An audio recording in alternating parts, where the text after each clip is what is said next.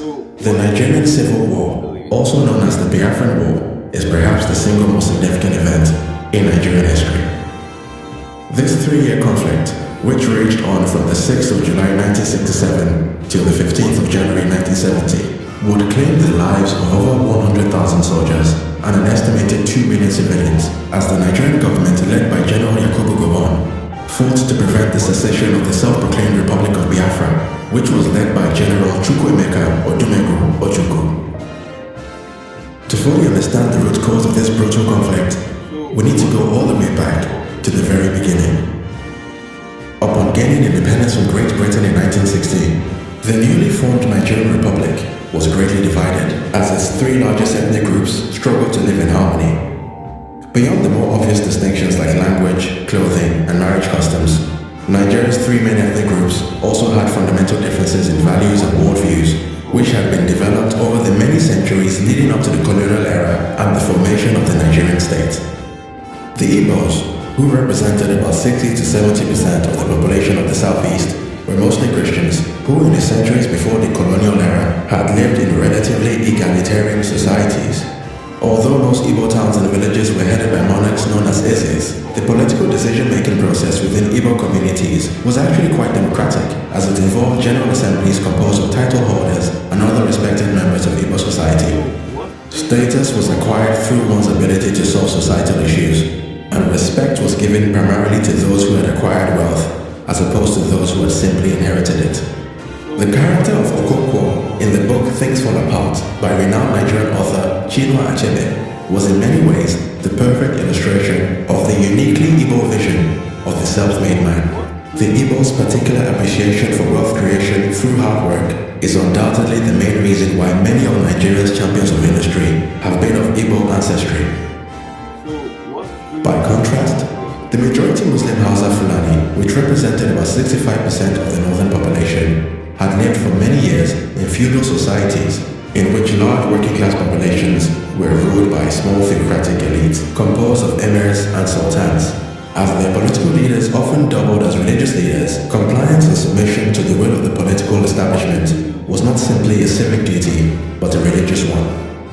Very much unlike in Igbo societies, there was nothing particularly odd or shameful about a man aspiring to live a modest life as a farm worker, craftsman, or a nomadic cattle herder. But contrary to commonly held prejudices, the Hausa Fulani were not in any way lazier or inherently less enterprising than their southern counterparts. They simply had a deeper appreciation for religious discipline and had a more socially conservative worldview. However, there is no denying the fact that while the unquestioning submissiveness of northern societies to the theocratic establishment guaranteed internal stability and order, it also meant that the North was a lot less economically vibrant. Northerners were generally less open to new ideas and often completely rejected secular education in favor of Islamic education. Demonstrating the extent of Nigeria's North-South divide, some studies estimated that as at Nigeria's independence in 1960, northern Nigeria had an English literacy rate of just 2%, compared to the Southeast, which had an English literacy rate of 19.2%. The Yorubas, which formed about 75% of Nigeria's southwestern population, were in many ways a sort of halfway house between the Igbos and the Hausa Fulani, both in terms of their religious affiliation and their political history. Although also majority Christian, they nevertheless had significant populations of Muslims as well as followers of the ancient Yoruba religions. In simple terms, the traditional Yoruba political structure was basically less autocratic than the Hausa Fulani, but not as democratic as the Igbo. For centuries, Yoruba societies were ruled by kings known as Obas, who governed in close consultation with chiefs, priests, and priestesses. Culturally, the Yorubas were quite similar to the Igbo in their appreciation for individual drive and ambition. However, the Yorubas tended to channel their energies towards excellence in the arts and academia, as opposed to pure industry and wealth creation.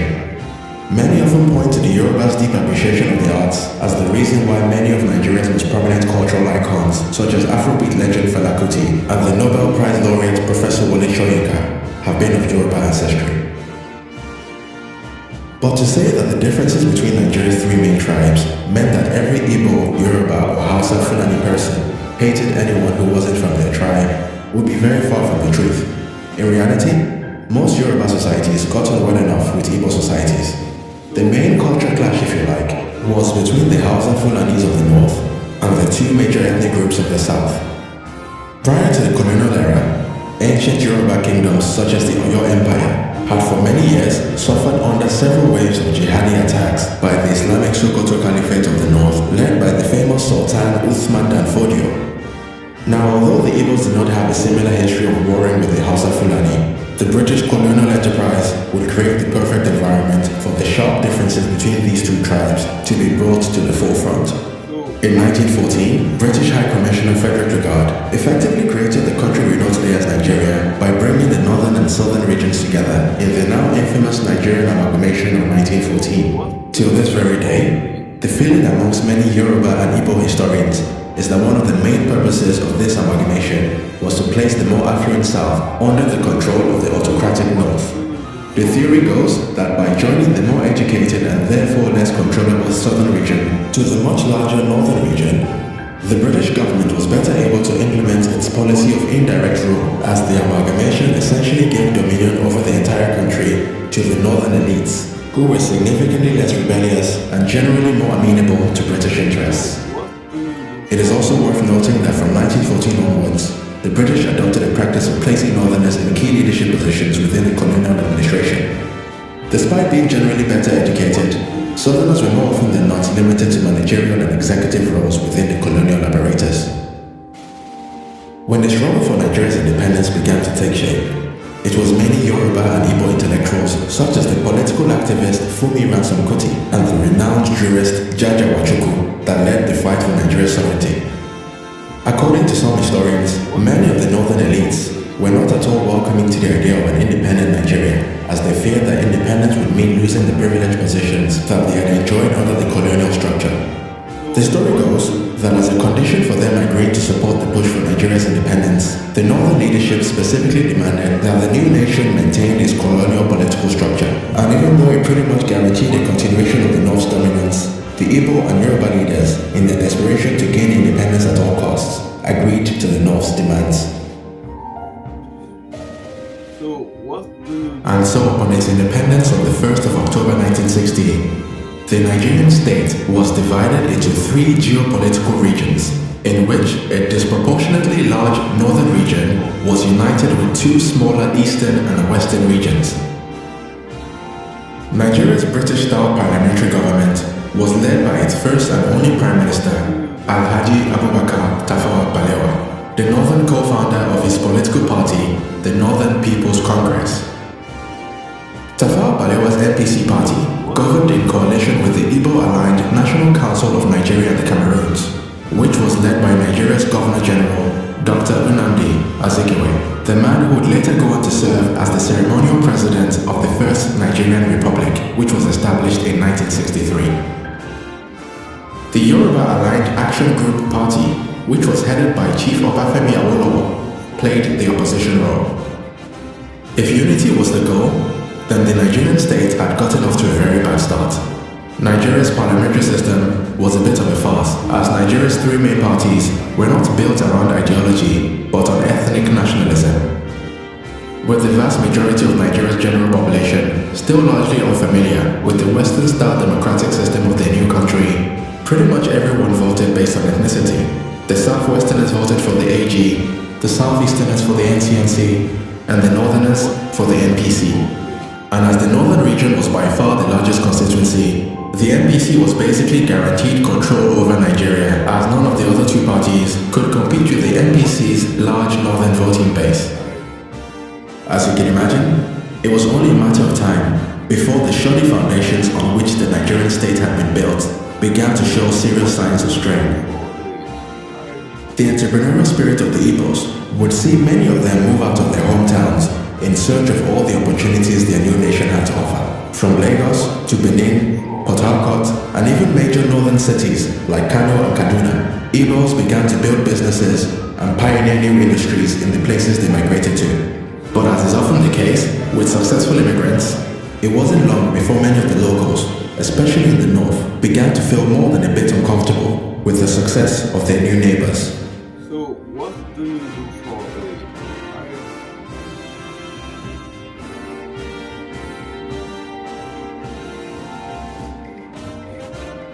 So what do you do for a living? One thing I've noticed, Premier, while I've been here, is that Northerners seem to have kind of what's called an obsession about the Igbos. Could you perhaps explain that to me? Well, the Igbos are more or less the type of people whose desire is mainly to dominate everybody. If they go to a village, to a town, they want to monopolize everything in that area. So, If you put them in a labor camp as a laborer, within a year they will try to emerge as headman of that camp, and so on. Well, in the past, our people were not alive to their responsibilities, because you can see from our northernization policy that in 1952, when I came here, there weren't 10 northerners in our civil service. Then I tried to have it northernized, and now all important posts are being held by northerners. Is this policy of filling all key posts in the north solely with northerners and not with other Nigerians a temporary or permanent one? In actual fact, what it is a northerner first. so, If you can't get a northerner, then we take an expatriate like yourself on contract. If we can't, then we can employ another Nigerian, but on contract too. This is going to be permanent, I should say, for as far as I can foresee, because it will be rather dangerous to see the number of boys who are now returning from all our learning institutions coming out with having no work to do. I'm sure whichever government of the day might be, it will feel rather embarrassed, and it might even lead to bloodshed. Doesn't this damage the idea, sir, of all people in all regions in Nigeria being citizens of one country? Well, it might, but the